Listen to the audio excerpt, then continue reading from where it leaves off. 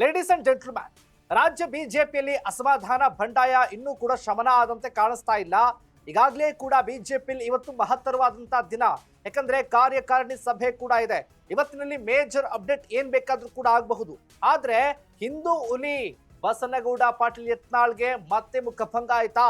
High command ಕ್ಯಾರೆ ಅಂತ ಹೇಳ್ತಾ ಇಲ್ವಾ?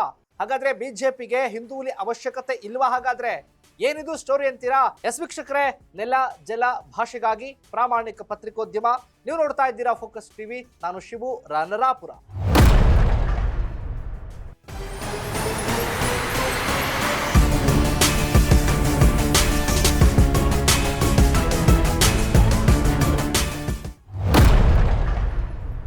ವೀಕ್ಷಕರೇ, ಬಸನಗೌಡ ಪಾಟೀಲ್ ಯತ್ನಾಳ್ ಹಿಂದೂ ಹುಲಿ, ಪಕ್ಕಾ ಮುಸ್ಲಿಂ ವಿರೋಧಿ.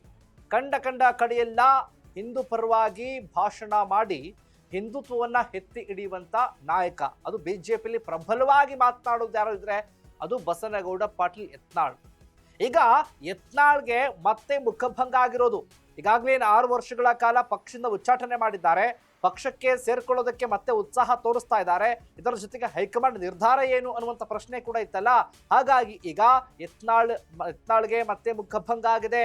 ಯತ್ನಾಳ್ರನ್ನ ಕ್ಯಾರೆ ಅಂತ ಹೇಳ್ತಾ ಇಲ್ಲ ಹೈಕಮಾಂಡ್ ನಾಯಕರು. ಯಾಕೆ, ಏನಾಗಿರಬಹುದು?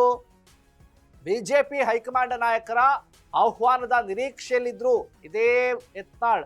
ಆದ್ರೆ ನಿರಾಸೆ ಉಂಟಾಗಿದೆ. ಯಾವುದೇ ಆಹ್ವಾನ ಬಂದಿಲ್ಲ. ಅಂದ್ರೆ ಪಕ್ಷಕ್ಕೆ ಸೇರಿಸ್ಕೊಳ್ತಾರೆ, ನನ್ನ ಅವಶ್ಯಕತೆ ಪಕ್ಷಕ್ಕಿದೆ ಅನ್ನೋ ಲೆಕ್ಕಾಚಾರದಲ್ಲಿದ್ದಾರಲ್ಲ, ಅದೆಲ್ಲ ಉಲ್ಟಾ ಆಗಿದೆ. ಹಾಗಾಗಿ ಬೇಜಾರು ಮಾಡ್ಕೊಂಡಿದ್ದಾರೆ. ಈಗ ಪ್ರಶ್ನೆ ಏನಪ್ಪಾ ಅಂತ ಅಂದ್ರೆ, ಬಿಜೆಪಿಗೆ ಹಿಂದೂ ಹುಲಿ ಬೇಡ್ವಾ? ಅವಶ್ಯಕತೆ ಇಲ್ವಾ? ಫೈರ್ ಬ್ರಾಂಡ್ ಹಿಂದೂ ಪ್ರತಿಪಾದಕ ಹಿಂದೂ ಹುಲಿ ಅವಶ್ಯಕತೆ ಬಿಜೆಪಿಗೆ ಬೇಕಾಗಿಲ್ವಾ? ಹಾಗಾದ್ರೆ ಹಿಂದುತ್ವದ ಆಧಾರದ ಮೇಲೆ ರಾಜಕೀಯವನ್ನ ಮಾಡುವಂತ ಲೆಕ್ಕಾಚಾರದಲ್ಲಿರುವಂತ ಬಿಜೆಪಿಗೆ ಯತ್ನಾಳ್ ಅವಶ್ಯಕತೆ ಇಲ್ವೇ ಇಲ್ವಾ? ಹೈಕಮಾಂಡ್ ಬಳಿ ನಡಲಿಲ್ವಾ ಹಿಂದೂ ಹುಲಿಯವರ ಆಟ? ಆಗ ಏನು ದೆಹಲಿಗೆ ಹೋಗೋದೇನು, ಭೇಟಿ ಮಾಡೋದೇನು, ಅದರ ಜೊತೆಗೆ ದಾಖಲಾತಿಗಳನ್ನು ಸಬ್ಮಿಟ್ ಮಾಡೋದೇನು, ಈ ಎಲ್ಲ ಲೆಕ್ಕಾಚಾರ ಇಟ್ಕೊಂಡಂತ ಯತ್ನಾಳ್ಗೆ ಈಗ ಬಿಜೆಪಿಯವರು ಕ್ಯಾರೆ ಅಂತ ನೋಡ್ತಾ ಇಲ್ವಲ್ಲ. ಯಾಕೆ? ಕಾರ್ಯಕಾರಿಣಿ ಸಭೆಯಲ್ಲಿ ಮಹತ್ತರವಾದಂತ ಬದಲಾವಣೆ ಆಗುತ್ತೆ ಅನ್ನುವಂತ ಲೆಕ್ಕಾಚಾರ ಇತ್ತಲ್ಲ, ಅದೇ ಕಾರ್ಯಕಾರಿಣಿ ಸಭೆಗೂ ಕೂಡ ಇನ್ವೈಟ್ ಮಾಡಿಲ್ಲ. ಕೇಸರಿ ನಾಯಕರು ಕರೆದಿಲ್ಲ. ಬೆಂಗಳೂರಿನಲ್ಲೇ ಕಾರ್ಯಕ್ರಮ ಇದೆ. ಇವತ್ತೇ ಇರೋದ್ರಿಂದ ಕೇಂದ್ರದ ವರಿಷ್ಠರು ಕೂಡ ಬರ್ತಾ ಇದ್ದಾರೆ. ಈ ಬಿಜೆಪಿಯ ಕಾರ್ಯಕಾರಿಣಿ ಸಭೆಗೆ ಹಿಂದೂ ಹುಲಿಯನ್ನ ಕರೆದಿಲ್ಲ.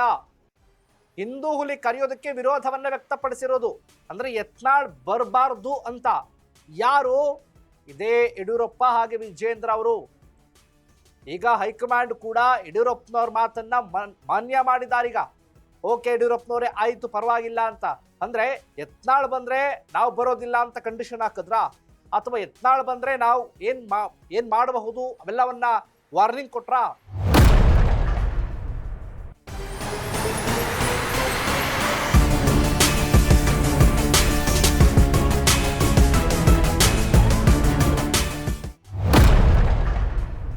ವಿಜೇಂದ್ರ ಅವರು ಹಾಗೆ ಯತ್ನಾಳ್ ಹೇಳ್ದಂತೆ ಕೇಂದ್ರದ ವರಿಷ್ಠರು ನಡ್ಕೊಂಡ್ರ? ಹಾಗಾದ್ರೆ ಯತ್ನಾಳ್ ಬೆನ್ನಿಗೆ ನಿಲ್ಲೋದಕ್ಕೆ ಬಿಜೆಪಿ ನಾಯಕರು ಕೂಡ ಹಿಂದೆಟನ್ನ ಹಾಕಿದ್ರ? ಹಾಗಾದ್ರೆ ಯಡಿಯೂರಪ್ಪ ವಿರೋಧಿಗಳಿಂದಲೂ ಕೂಡ ಯತ್ನಾಳ್ಗೆ ಮನ್ನಣೆ ಸಿಗ್ತಾ ಇಲ್ವಲ್ಲ.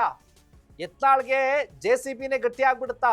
ಹೊಸ ಪಕ್ಷವನ್ನ ಸ್ಥಾಪನೆ ಮಾಡಬೇಕು ಅಂತ ಈಗಾಗಲೇ ಕೂಡ ಹಲವು ಬಾರಿ ಹೇಳಿದಲ್ಲ, ಅದೇ ಕೊನೆಯದಾಗಿ ಕೈ ಹಿಡಿಯುತ್ತಾ? JDS, ಕಾಂಗ್ರೆಸ್, ಬಿಜೆಪಿಯಿಂದ ಎಲ್ಲರನ್ನು ಸೇರಿಸ್ಕೊಂಡು ಪಕ್ಷ ಕಟ್ತೀನಿ, ಆ ಪಕ್ಷದ ಹೆಸರೇ JCB ಅಂತ ಹೇಳ್ದಂತ ಯತ್ನಾಳ್ಗೆ ಇದೇ ಗಟ್ಟಿ ಆಗ್ಬಿಡುತ್ತಾ? ಮುಂದಿನ ಚುನಾವಣೆಗೆ ತಮ್ಮದೇ JCB ಪಕ್ಷದ ಸ್ಪರ್ಧೆ ಮಾಡ್ತಾರ? ಸಂಘಟನೆಗೆ ಸಿದ್ಧರಾಗ್ತಾರ? ಮತ್ತೆ ಗೆದ್ದು ಬರ್ತಾರ? ಯಡಿಯೂರಪ್ಪ ಹಾಗೆ ಸನ್ ವಿರುದ್ಧ ಕೌಂಟರ್ ಕೊಡ್ತಾರ? ಈ ರೀತಿಯ ಪ್ರಶ್ನೆಗಳೀಗ ಜಾಸ್ತಿ ಆಗಿರೋದು. ಏನ್ ಮಾಡ್ತಾರೆ ಬಸನಗೌಡ ಪಾಟೀಲ್ ಯತ್ನಾಳ್? ಕಾದ್ ನೋಡೋಣ. ಇದಾಗಿತ್ತು ಫೋಕಸ್ನ ಸ್ಪೆಷಲ್ ಸ್ಟೋರಿ. ದಾರಿ ಯಾವುದು? ಎಸ್ ವೀಕ್ಷಕರೇ, ನೆಲ ಜಲ ಭಾಷೆಗಾಗಿ ನೋಡ್ತಾ ಇರಿ ಫೋಕಸ್.